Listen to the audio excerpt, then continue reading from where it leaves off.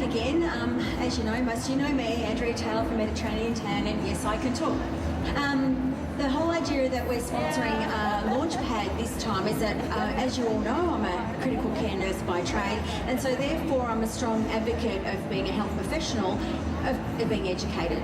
So we're going to bring Jacka back today to talk about spray tanning a client's face and whether we should or shouldn't be doing it. Now, you know that I'm a person to be a bit controversial, and I have some very set opinions based on my scientific background and my medical background about what we should and shouldn't be doing from a safety point of view. But you'll also be interested to know there's some new laws about it and some new guidelines. So this is all about protecting you and protecting your customers.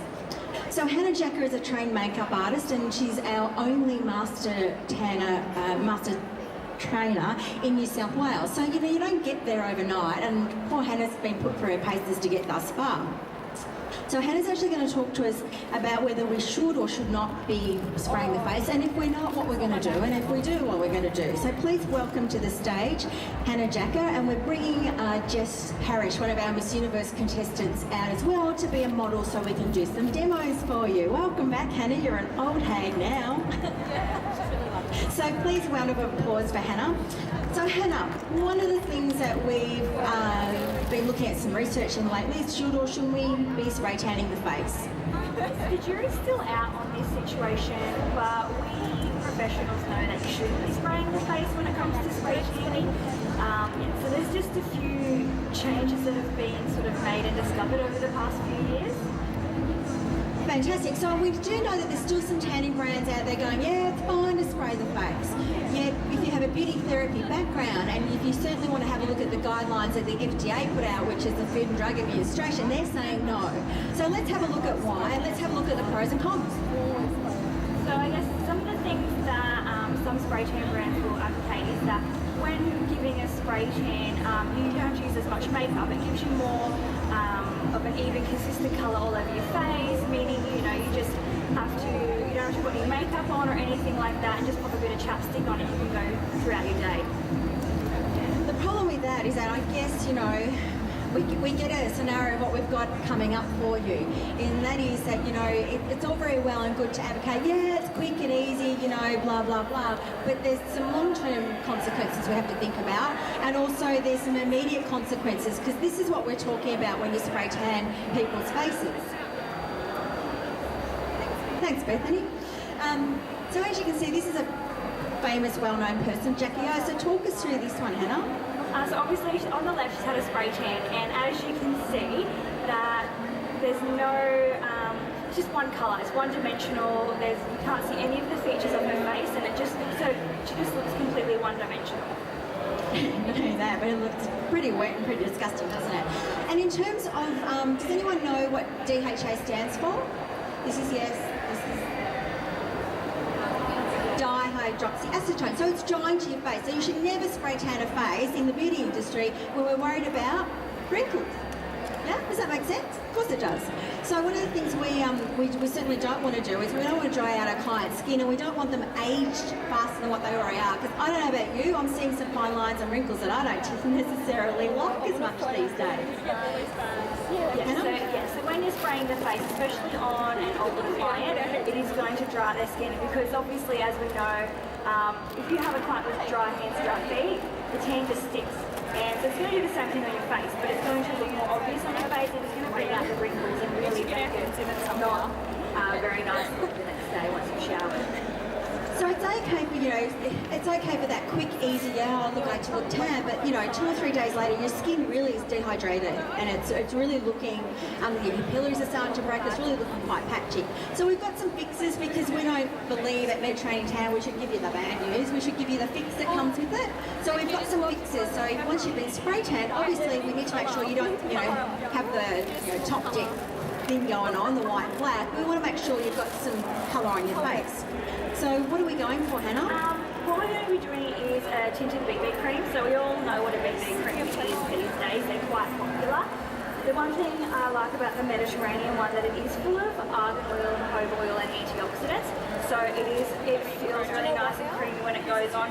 It's not too thick. I know you find sometimes with BB creams it's like a foundation and it's too thick when that's sort of not what it should be. You just want to even your skin tone and make it look natural. And something that I just keep in my bag, I actually chuck it on without looking in the mirror, and that's what I want, a product that's easy, nothing that I have to be worrying about buffing in and doing anything like that. So we'll pop a bit of that on. You can use your hands if you want. I'm going to use a brush today, but again, fingers are totally fine. So obviously here we have to, and in your salon you're going to be abiding by your salon hygiene standards and practices, whereas at home your client can quite easily pop it on their fingers and pop it in and out the door. Now I live at the beach, I'm very lucky to be living down the Surf Coast, and one of the things that I like to do is live in my shorts when it's in summer, and so I like to just pop this on out the door. I've got some colour, it's evened out all my blemishes, and I don't have to worry. So if I've got my spray tan on, it doesn't stop here. I can add it through. And as you can see, it's really quick and easy to apply, and it's just basically blemishing, taking care of all those blemishes and all that uneven tones, which is absolutely amazing. It's on quick and easy. The jojoba oil too, I'm not sure if you're aware, the properties of jojoba oil. If your skin's really dry, it's actually going to release some moisture into your skin. If it's really oily, it works the opposite way and actually absorbs it. So it's more like your skin's own natural sebum that actually sits on the skin. So that's why we use a jojoba oil in all our products. And some argan obviously will give you some nice moisturising properties. Bit of an oldie like me, I tend to need some of that. Some of the young girls don't. So that's the BB cream on. So as you can see, what we've taken her from is Casper, just a really nice complexion. So really nice and evened out. So the next step up from that, if you want something a bit darker, we're going to look at the makeup primer. And why would we use different products, Hannah? Obviously different products do different things. So your primer is obviously something, usually you can put your tinted moisturiser on, BB cream, anything like that. Put it on first, let it sit for about 5 minutes because you want it to set, and then you'll pop the tinted moisturiser on. It's going to give you a little bit of extra coverage. It's also going to prep the skin ready if you're going to be putting foundation over the top. Fantastic. And we'll get Hannah to pop all that on for us as well as she goes, and you'll be able to see that the primer is a little bit heavier coverage as well. So we've got 5 minutes, we'll pop that on pretty fast, Hannah. I love it. So the nice thing about the BB cream is if you've got a nice natural tan on, you don't want to look too dark, you can pop the BB cream on, it matches your tan. If you've got a darker tan on, you can pop the primer on, either like what we're doing, we're layering it up. And as you can see, it's not taking long to do, or you can wear it on its own and start using your makeup and things like that. So we'll get Hannah to finish that. And then I'm actually going to start talking about our next secret weapon. And that's our liquid mineral foundation. And so one of the things that we're doing is that, we're not trying to, look at the makeup market. We're trying to complement things that you can use with your tanning clients. Again, we're looking at whether we should tan the face or not, and one of the things we've decided that we probably shouldn't. So we're going to use a mineral makeup to cover that.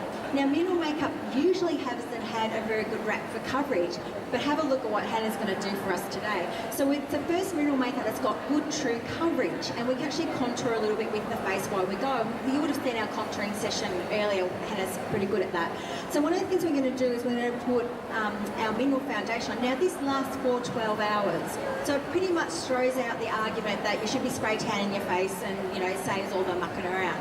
So pop your foundation on, it's on for the whole day. So I did my makeup at 4 o'clock this morning, so it's very early, and it's on, it's set, it won't move anywhere. The really nice thing about this, again, is the skincare that comes with it. Now, one of the things that we have seen in the industry is that, we've seen written documents to say that spray tan actually will give you some protection. It won't.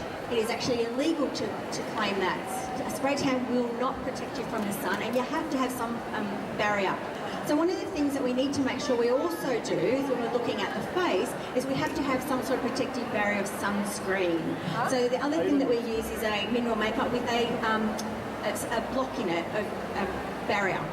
So our mineral makeup also has a sunscreen in it of SPF of 15. So again, that's one of those things that we can add on because, fine lines and wrinkles at my age are getting there pretty rapid. But when you're younger, you don't want to be developed them either. So we don't want to develop habits now in the industry that are going to age you in the future. We want to make sure that you're looking after your clients and your own health now. So just on one side. Yeah, just do one side, that's fine.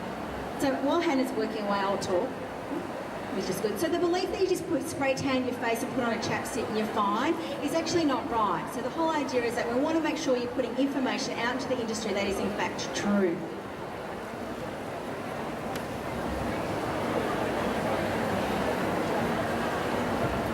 So in terms of recommendations, one of the things that, I guess we're pretty at the forefront of is your tanning education. We're spending a lot of money on research. And just Hannah, talk us through the FD&C Act that basically talks about whether it's law to spray your face or not. Yeah, so basically they just explain, as you can see up there, technically, you shouldn't be spraying anything externally that is sort of the lips and the eyes, so anything that's covered by the mucous membrane. So, I mean, a lot of you probably do have a little bit of a beauty background, so you sort of understand. So they do actually say here that no DHA may be used in cosmetics intended for use in areas of the eye. So that's something that a lot of people don't know, that you need to be aware of when you are tanning clients. And beautiful, and it goes on further. I mean, this is a law, the guidelines that we need to follow, and it's actually law in the US. Now, the manufacturing laws in the US are way higher for tanning than what they are here, so they're the ones that I adhere to, because remember, safety first, your health first. So it basically says you shouldn't be putting anything at all around the eye, and that's a big long word for that. We don't need to go into that. But if you are going to spray tan the face, Hannah, a couple of things we're going to do if we take some precautions beforehand? Yeah, so looking into some protection, so you can get, and I think you would have seen them in America a lot, little eye goggles. You can get the nose plugs, they're quite easy to use, and depending on how far you want to go, there are the mouth plugs that you can pop in that will help with the fan and the overspray. So, do I spray the face anymore? The answer is no. So up until probably late last year, I did. Will I do it now? No, because it's about the law and it's about your safety. It's about being educated. And if any of you saw Jenny Leana yesterday, you know she's a criminal barrister. One of the things that she wanted the industry to take home was if you're putting yourself out there as a professional, then you need to know what that entails, and that entails to telling the truth to your clients. So you need to make sure you know these updated guidelines, and you need to make sure you get familiar with them. If you want to come across to the stand 1800 and talk to us about it, more than happy. We have these recommendations online for you too. It's for everybody. I don't care what brand you use. We're here to make sure the industry is a better place. Hannah, can I thank you yet again for doing an amazing job? Hannah is new to the stage this round, but I'm sure this won't be the first time or last, Hannah, thank you. And we're very proud of the fact that we've got some great people on board furthering the education for the whole industry. So thank you for your time. If you need anything at all, please come across the stand 1800 and we'll be able to help you. Thank you.